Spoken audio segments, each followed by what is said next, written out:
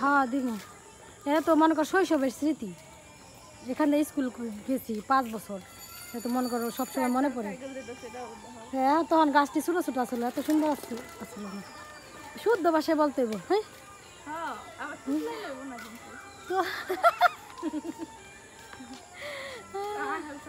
রুমা তখন এই গাছটি অনেক ছোটো ছোটো আসলে না, চিকুন চিকুন তাহলে তখন এত সুন্দর লাগতো না, কিন্তু এখন সুন্দর লাগে বেশি। কি ওই যে দেখো বাবু, ওই দেখো এই যে